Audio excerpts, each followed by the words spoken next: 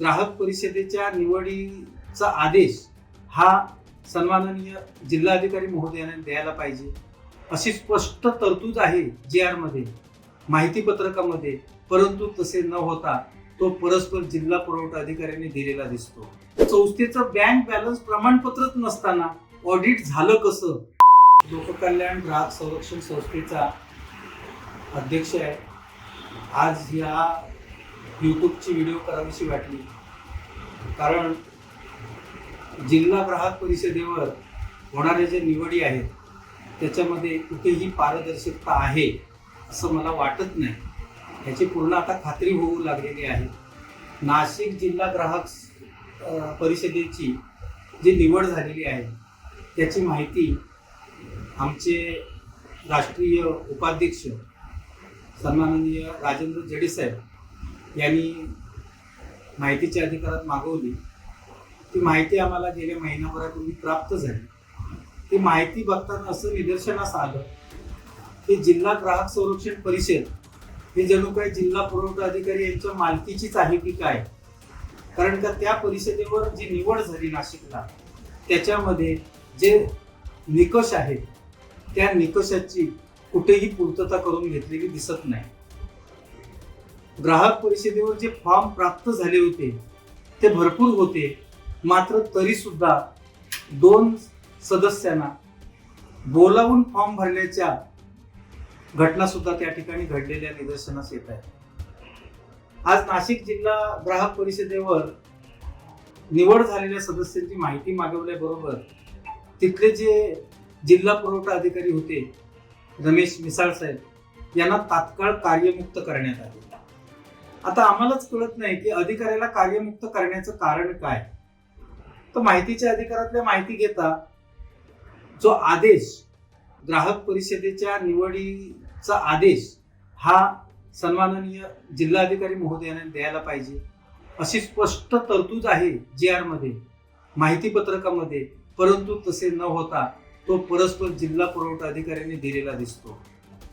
त्याचप्रमाणे त्याच्यामध्ये ज्या त्रुटी आहेत त्या संस्थेची नोंदणी ही 1860 व 1950 प्रमाणे आवश्यक आहे. मात्र त्यालाही कुठंतरी बगल देण्यात आलेलं दिसतंय आणि 1860 म्हणजे तात्पुरते प्रमाणपत्र आणि 1950 म्हणजे परमनंट प्रमाणपत्र, नोंदणी प्रमाणपत्र असं असताना देखील कायद्यात सुद्धा बदल झालेला दिसतो. हा बदल कोणासाठी झाला, कशासाठी झाला हे आता कळायला मार्ग राहिलेला नाहीये. त्यामुळे आमचे जे संस्थेचे सल्लागार ॲडव्होकेट परवेज पठाण साहेब यांनी माननीय जिल्हाधिकारी नाशिक यांना नोटीस सुद्धा इश्यू केलेली आहे. तसेच ऑडिट रिपोर्ट आवश्यक असताना तो ऑडिट रिपोर्ट कोणाला सबमिट केला, कुठे दाखल केला हे सुद्धा महत्वाचं आहे. तसंच संस्थेचं बँक बॅलन्स प्रमाणपत्रच नसताना ऑडिट झालं कसं हे सुद्धा महत्वाचं आहे. त्यानंतर संस्थेचा अर्थसंकल्प देणं महत्वाचं आहे आणि सगळ्यात महत्वाची गोष्ट म्हणजे संस्थेवर किंवा संस्था ही शासनाने बंदी घातलेल्या संघटनांशी संबंधित असता कामा नये हा सुद्धा एक महत्वाचा निकष आहे. आणि खरा हा निकष त्या संस्थेच्या ऑफिसपर्यंत जातो त्याचा तपास होणं गरजेचं आहे. मूळ काही संस्थेला पत्ताच नाही तरी सुद्धा त्या संस्थेचे फॉर्म भरले जातात असं सुद्धा निदर्शनास आलं. आणि हे नियम आणि निकष आहेत, परंतु त्याच्यात सुद्धा पुढे 5 नंबर नमुनामध्ये पुढे 5 नंबरचा 5 आहे पोट आकडा, त्याच्यामध्ये अशी तरतूद आहे की जरी काहीही असलं तरी पुढच्या ज्या निवडी आहेत त्या मेरिटवर व्हायला पाहिजेत. की एखाद्या व्यक्तीने किंवा एखाद्या संस्थेने कागदपत्रांची पूर्तता केली नाही तर ती पूर्तता झाली नाही असं समजून ज्याने जास्तीत जास्त कागदपत्र संस्थेची सबमिट केलेली आहेत, दाखल केलेली आहेत, त्या संस्थेच्या पदाधिकाऱ्यांची निवड व्हायला पाहिजे. परंतु तसंही नाशिकमध्ये झालेलं दिसत नाही. त्याचप्रमाणे संस्था ही काम करत असलेली पाहिजे, त्याचा कामाचा तपशील पाहिजे, परंतु तसा तपशील सुद्धा खोटा दाखल केलेला दिसतो. आता या सगळ्यावरतीच आमचे आक्षेप आहेत.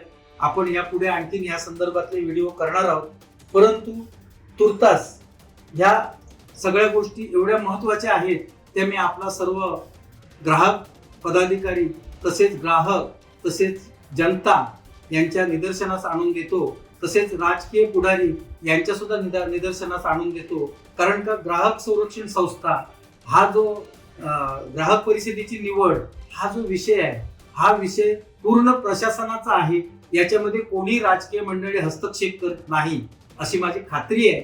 आता त्यातून कुठे होत असेल तर तो मला माहित नाही, परंतु मी तुर्तास एवढीच आपल्याला माहिती देतो की जे पारदर्शक व्हायला हवं ते पारदर्शक होत नाही, त्याच्या विरोधात आमचा लढा आहे.